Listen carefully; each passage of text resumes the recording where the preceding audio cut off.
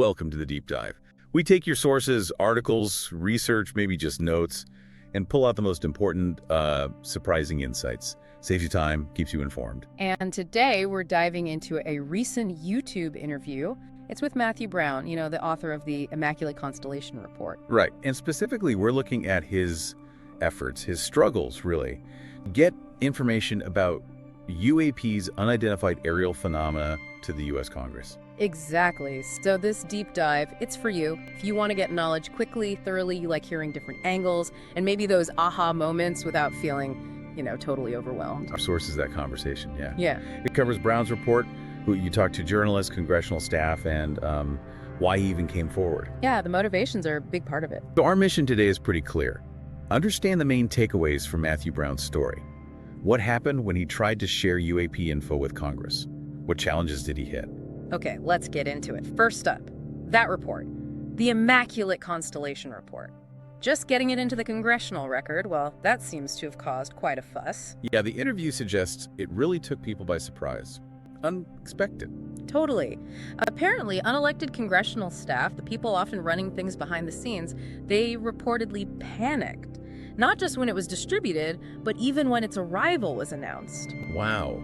So just the idea of it coming. Yeah, it shows how sensitive this whole topic is within that system, like a deep sensitivity. And it's important, right? This is Matthew Brown's own work. Yeah. Based on his investigations, his discoveries. Correct. But apparently it got misrepresented almost immediately by a member of Congress as like an official Pentagon report. Which kind of highlights the problem, doesn't it? Why he felt he needed to step up. Exactly. It shows how things can get twisted, especially in this area.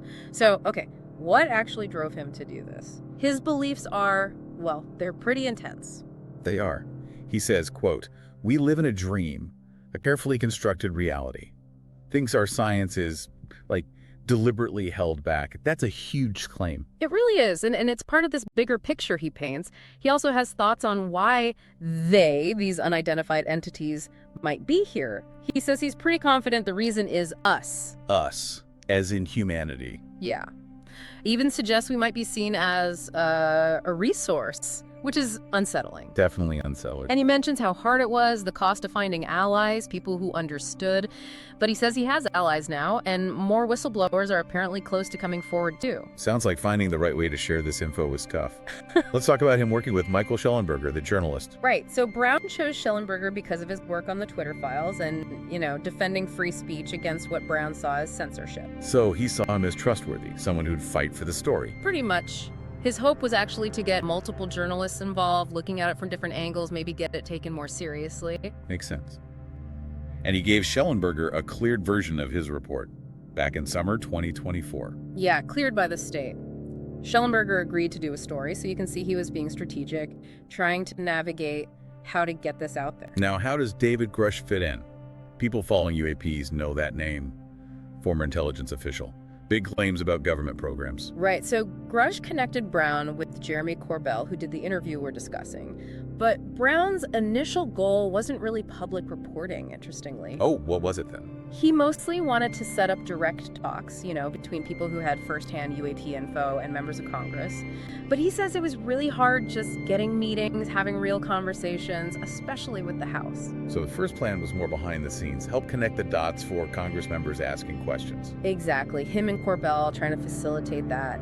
And that effort sort of led towards the Grusch hearing, which Brown felt was like a new era. And after that hearing, they asked Brown to help find more witnesses. Yeah, connect Congress with more people who'd seen things firsthand. Which brings us to this really delicate situation, bringing an unnamed witness to Congress. Okay, tell us about that. It sounds intense. It does. Brown describes meeting this person, someone with direct UAP experience, and deciding to bring them to meetings, but super carefully to protect their identity. Yeah. He talks about how nervous the witness was, the risk involved just being in those buildings. So the strategy was kind of clever. They hid the witness within the camera crew. Wow. Just blended them in. Yeah. And then the crucial part. Brown asked for all cameras, all staff, to leave the room so the witness could speak directly. And how did that go for the witness? Described as somber, serious, nervous. Huge pressure, apparently only had about a minute to talk. A minute? That's nothing. Right. Witness was sweating, stressed, just trying to get the absolute most important points across, establish credibility super fast. Brown also mentioned he vetted them carefully, making sure their story stayed consistent. Making sure you weren't a fucking plant was his phrase. Okay, so he was doing his due diligence too, but it sounds like even Brown wasn't sure this congressional route would actually achieve anything. He admits it. He said, "I did not believe that this would work in Congress." But he felt he had to try, like it was a duty. Even knowing the executive branch might try to shut it down. Yeah, he perceived this push to squash the issue, silence whistleblower, but despite the odds, he felt the attempt had to be made. So let's talk about getting testimony onto the congressional record. Why is that specific step so important? Brown really emphasizes this, that unnamed witness, by saying they would testify under oath if asked, even though they weren't ready for the immediate hearing, basically put the onus on Congress. Put the ball in their court, as he said. And he thinks it'll be hard for anyone else to testify meaningfully under oath now. He suggests the environment has shifted, yeah. That testifying under oath, swearing to the truth publicly, it has real weight, legally and symbolically. And that's why the executive branch might want to limit it. That's Brown's take. He thinks they seemed desperate to deny that opportunity, pointing to restrictions on later hearings, who could speak, what could be said. He suggests unelected folks, maybe intel agencies, are pulling the strings on the UAP topic in Congress. Which brings us back to his own report, the Immaculate Constellation report, actually making it onto the record. That must have felt huge. Oh, definitely. He describes initial optimism about a hearing lineup where his report would be discussed alongside other big names, and confirms Shellenberger planned to focus his testimony on Brown and the report. But getting it there wasn't easy. No, he calls it an arduous process. Took over 2 months, multiple meetings in person to validate everything, make sure it wasn't some kind of scam. The goal, he says, was getting real info to the American public. And he mentioned getting warned about going into a SCIF, a secure room. Yeah, a federal lawyer apparently warned him not to go into a SCIF, worried that anything he said or had could get instantly classified, locked away from the public. So despite all the shenanigans, as he put it, and the issues with the second hearing, he was elated, yeah. Elated that the report got onto the record without the witness having to go public. And he admits some personal satisfaction seeing those unelected staffers panic because they didn't see it coming. because the congressional record is more permanent, more official than just a news piece. Exactly. And he makes the point, not long ago, just saying or writing this stuff could have landed you in serious trouble. Okay, let's pivot to what's actually in the report. The descriptions of UAP are pretty wild. They really are. There's a whole list. A cuboid formation of metallic orbs, a fast mover over sensitive facilities, something called intelligence vessels collecting on reproduction vehicles. Wait, reproduction vehicles, what does that mean? It's not fully clarified in this part of the interview, but its provocative language suggests observation of maybe our own advanced tech tests, or something else entirely. Also, an equilateral triangle UAP. It really highlights the diversity. It's not just one kind of saucer. No, definitely not. He also mentions a large disk using clouds as concealment. That's quite an image. Plus boomerang, jellyfish, and tic-tac shapes. And these are based on actual Visual evidence, yeah. Including what was thought to be OPR footage, overhead persistent infrared. Though he later clarifies maybe not exactly OPIR satellite footage, but infrared heat signatures. Let's focus on that large disk hiding in the clouds. He saw that from space. Yeah, he describes observing it from space, notes its size, its movement. He uses the word trundling out from under the cloud. Trundling, that's an odd word for UAP. Isn't it? Makes it sound almost ponderous. But then he says its behavior seemed playful or startled, like, oops, somebody spotted me. Wow, that's anthropomorphic almost. What about the jellyfish shapes? He said he heard the term jellyfish publicly first, but he'd seen similar things internally, described sometimes as a floating brain or just Organis irregular. He confirms seeing things like that in different places, not just the Middle East, mentions one crossing the U.S.-Mexico border undetected. So these aren't just metallic craft. Some seem almost biological or energy-based. The descriptions certainly lean that way sometimes, irregular, changing shapes. Now, about interactions, military engagements. Has our military, or others, actually tried to shoot them down? He says he's seen videos and reports of engagements, but that usually means interceptions, trying to get a closer look, not necessarily firing. He gives an example off the U.S. East Coast that felt like a hostile encounter, but wasn't labeled that way internally. But the interviewer mentioned a missile bouncing off one. Yeah, that was mentioned in a recent report suggesting some kind of defensive field. That's a huge implication if true. Definitely, and the Syria Dome UAP, the Kermit the Frog one, someone did try to engage that. Apparently, yes, an attempt was made, maybe even a hit. It just underscores that these things, however strange they look, are treated as real objects in these encounters. And the Russian experience. Yeah. That's sobering. Very. Their military had a standing order, 78 to 88, investigate all unusual aerial stuff.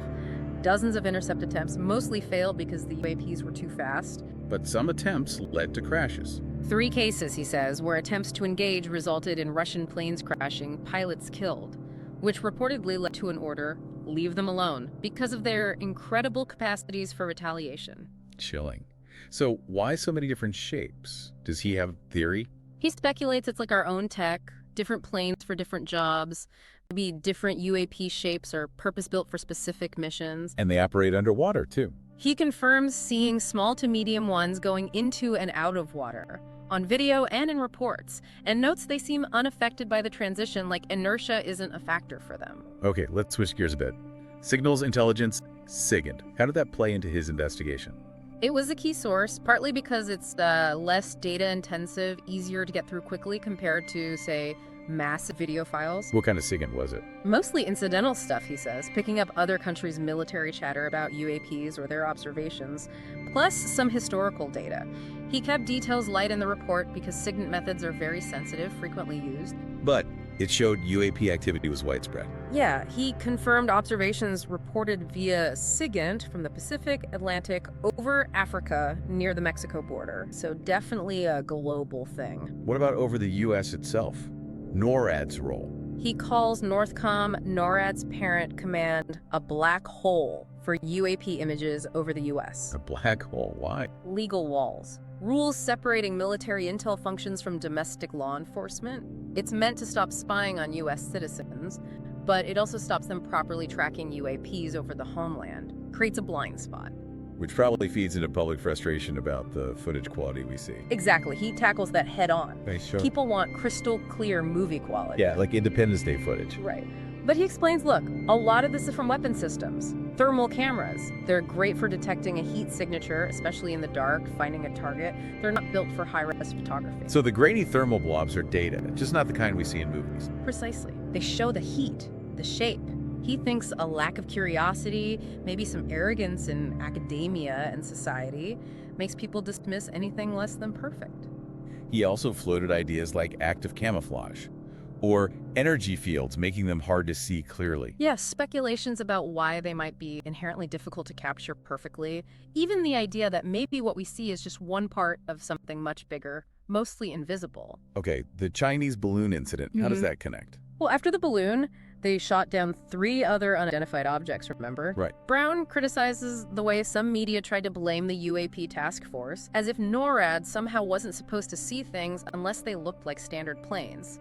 He thinks that's nonsense. His theory is more like, they've always seen this stuff. Possibly. Always detected things like this on radar, but the standard procedure is deny, deny, deny, don't acknowledge it, maybe some willful ignorance, maybe the UAPs can just cloak themselves if they want to. And this ties into things like the 60 Minutes piece on drones over sensitive bases, Langley, other places. He brings that up, yeah. Drones flying around for ages, apparently couldn't track them properly, couldn't identify them, couldn't shoot them down. The official line was foreign surveillance drones. But Brown seems skeptical of that explanation. He expresses disappointment that even the Trump administration just kind of dismissed it. He wonders if calling them unidentified unknowns is actually less embarrassing than admitting you can't stop supposed foreign drones over your most sensitive sites. It's about not wanting to admit weakness. He calls it the infection of primacy in security thinking. You just can't admit you don't know, or that you're vulnerable. Maybe driven more by arrogance than actual strategy, he suggests. But he still defends the footage we do have, like the thermal videos. Absolutely. He doubles down. Thermal footage from weapon systems is valuable data. We just need to educate people on how to read it, understand it's a heat picture, not a regular photo. Which brings us back to the big question, why all the secrecy, if this is real? Yeah, why haven't major countries just come clean? He separates the West from Russia and China. We don't know their full approach. But in the West, he thinks the secrecy isn't just government anymore. Who controls it then, in his view? He uses strong language. An illegal internationalist regime, a cabal, a network of corporate, military, political, intel, even criminal interests, all benefiting from keeping this suppressed for wealth and power. That sounds like a conspiracy theory, frankly. It does, and he acknowledges it echoes things astronaut Edgar Mitchell said. The interviewer steps in here to frame Brown simply as a whistleblower needing help regardless of the grander theory. Let's talk about that whistleblower experience, the risks. He must have been scared. He admits feeling fear, yeah, But says he actively tries not to let it rule him. He believes what he's doing is right, necessary, hopes going public actually offers some protection just by making noise. Mission over personal safety. That's the message. People need to know it's bigger than him. He does express regrets, though. Trusting the wrong people, maybe not trusting himself enough. It's cost him personally, and he expects more fallout. What kind of cost? His career is dead, he says. Even if he hadn't gone public, he thinks advancement would have been mysteriously blocked. Isolation for years, very few people to talk to. But now, he says, he has allies. And he mentioned more whistleblowers coming. Yeah, strength in numbers, he hopes. He seems to think the ball is rolling now. Somberly, he says he believes people have been killed over this, and he might have info to help prove it. That's incredibly serious. It is, and besides lethal action, he mentions discrediting, planting false info as other risks. He finds it painful, ironic to face consequences after trying the official channels first. He just wants to live his life, basically. Spend time with family, not be in jail or worse, but insists this is about the fate of our people. It's ironic, he notes, that going public became necessary for protection, the opposite of what he wanted. So, looking forward, what's his outlook? He says he's gamed out the possibilities, knows more could come at him, but hopes public attention will reach a tipping point where this has to be addressed seriously. Does he have a message for people still inside the system? A very direct one. Military intel community folks, choose your oath or your orders. He encourages the brave ones to step up and the followers to just get out of the way. And confirms again, others are coming forward. Yes. He also hints he knows more than he shared, some stuff kept back for safety, passed mouth to ear, not written down. It must feel strange knowing all this and just going to the supermarket. He describes exactly that, the weirdness of normal life, knowing this other reality, the bizarreness of working in government surrounded by people completely unaware. For listeners maybe hearing this for the first time, why should they believe Matthew Brown? His core answer is simple. I was there, I saw it, I spent years researching it. He argues if he's wrong, it implies a huge deception against the military and intel community itself. Plus the personal risk argument. Right, why put himself through all this? No obvious personal gain. Seems driven by wanting people to know. He's careful, though, to separate what he knows firsthand from his own sort of philosophical ideas. Let's touch on those bigger picture ideas before we wrap up. Okay, he's clear. No direct info on alien biology, politics, and tensions. But he returns to that we live in a dream idea. Suppressed science, humanity left behind, fed misinformation. Why? Fear and greed. That's his conclusion, a paradigm that has to change. He totally rejects the public can't handle the truth argument, says indifference is the bigger risk if people don't understand the stakes. So, full disclosure, rip the Band-Aid off. That's his stance. He thinks it's about power and control of tech, of humanity, not protection. He suspects reverse engineering programs exist, have made inferior copies, but the US military probably isn't in ultimate control. He sees it as an arms race, too. Yeah, with other countries. Worries about directed energy weapons, thinks deterrence has moved beyond nukes into these suppressed science areas. And the entities themselves, why are they here? Back to us. He thinks they're here because of us. Maybe they see sentient life as precious, or maybe as a resource commodity, entertainment, medical subjects. That's a wide range of possibilities. Very. He thinks they likely live here, have been around through most of history. Maybe the glimpses we get are intentional, but is it a game? Education? Unclear. He suspects multiple factions, maybe different species, complex agendas. That complexity, he thinks, might be our best hope. But again, no direct intel on intentions. And he found no real help from organizations claiming to support UAP whistleblowers. Pretty much radio silence, he says. Or worse, one case where he felt his info was stolen concludes there's no real organized help. Efforts seem controlled by special interests or the existing intel structures. He confirms intel agencies are actively collecting info on whistleblowers and reporters in this space. Okay, a lot to take in. As we finish, what's his final message? If something happens to him, he wants people to know 3 things. Quote, "You are not free, and this reality has far more to it than you have been allowed to believe. And God is real." Wow. Okay, so summing up this deep dive into Matthew Brown's account, we've heard about the huge challenges getting UAP info to Congress, the sheer variety of these phenomena, the possible reasons for all this secrecy, and the very real personal risks for whistleblowers. And now you, the listener, you're more informed. You've heard insights from someone claiming firsthand experience, someone who took massive steps to bring that knowledge out. So here's something to think about. What does it mean if information this potentially huge is so tightly controlled? And what does it say about the sacrifices people like Brown make? What questions should you be asking now about the world around you? Definitely food for thought. We encourage you to keep exploring, keep thinking critically